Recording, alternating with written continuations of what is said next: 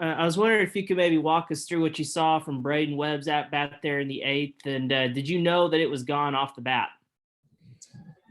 Yeah, I mean, looked like he thought about laying down a bunt to advance the runner with no outs, kind of a drag type bunt, and he didn't attempt it really. I think he pulled it back, and I don't know if another ball, maybe a ball came in, and he fouled the pitcher too off.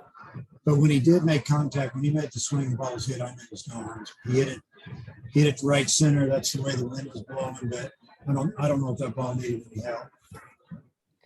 And I know it was kind of Missouri was kind of scrappy. Y'all would go ahead, they'd fight back. Y'all would go ahead, they'd fight back again. I mean, how big was that swing? And did you kind of get the feeling that might have been the final knockout blow?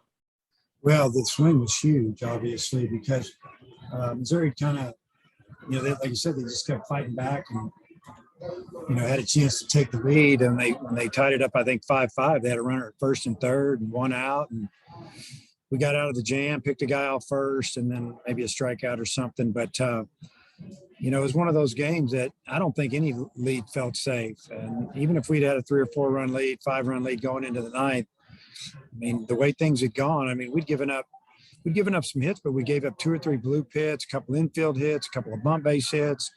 You just never felt like that the game was in control at all. But, Tiger came in and really, really shut the door. And what a great job by a young pitcher. Tom? Dave, I think this is 3 games in a row with a home run for Webb. Just what's he meant being down there in the 8th spot in your order? Well, he's been big down there, I mean, he's a good hitter.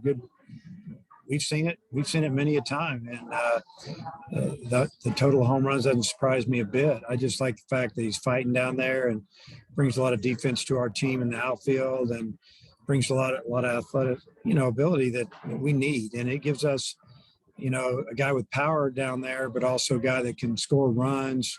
Then I've been, Gregory's been hitting after him as guys that can score runs and turn that lineup over. So it's been good down there.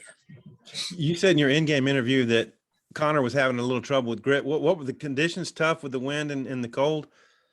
Yeah, I think mainly the baseballs, if you notice, they really looked white because we didn't feel like they were rubbed up very well. And every pitcher we had, kind of noticed it. And the umpire would take 2 and 3 balls and kind of throw them out or just put them back in his bag. So we actually had our pitchers in the bullpen before they would come in. When they were getting loose, we'd give them a brand new ball. We wouldn't touch it. We wouldn't rub it up or anything. So maybe the ball in the game felt a little better, a little less slick. Because, for people that are familiar with the game, baseballs are slick. You got to rub them up a little bit. And they were getting rubbed up, just not what we're used to. All right, thanks. Matt? In the 2nd and 6th inning, Missouri scored some runs, but they also had some outs on the bases. Turner threw out a runner at second. Taylor picked off a runner at first. How big were those 2 plays to the game? Oh, those were huge. They had a runner first and third earlier. I think he said I don't know what inning, maybe the 4th inning, or I don't know what inning it was, but I didn't feel like they would run immediately when our catcher stood up to throw, like a double type steal. And, if there'd been 2 outs, yeah, but with 1 out, and they didn't. And Michael threw him out. That was big. And then we got out of the inning. The pickoff was big time because he just gave a real average move the first time. I think he threw a pitch and then and then he picked, and it was a good move. Yeah, I mean, anytime, we saved a run here and a run there, and you only win by a couple, and then on our end, obviously, we felt like, we left some runners out there. We hit in a double play with runners at first and third, and that would have been a huge run. That would have doubled that score at 6-3 instead of we were up 5-3. And, then they caught us. But I thought our team did a great job of just staying resilient and just kept chipping away, fighting, and finally Webb put a big swing on that ball.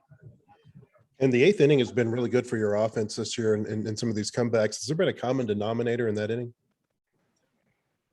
I mean, we talk about it all the time. You got to score in the 8th, add to a lead. If you're the home team, maybe you can finish them off. I don't know. The 8th inning it's been good to us, like you said. I don't know. I just think it's just been something that's just kind of happened. But it's always a big inning to score because you're getting close to either winning the game, you're trying to come back, or add to a lead. All right, Hutch, last one for DVH, please. Dave, could you talk about Brady and just kind of what he was able to do, what was working for him there those last couple innings?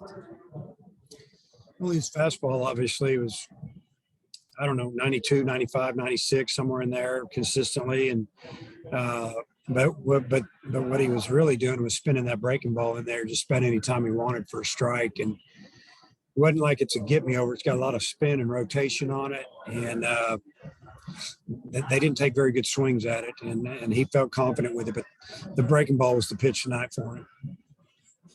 All right, Coach, that's your time. Excuse me.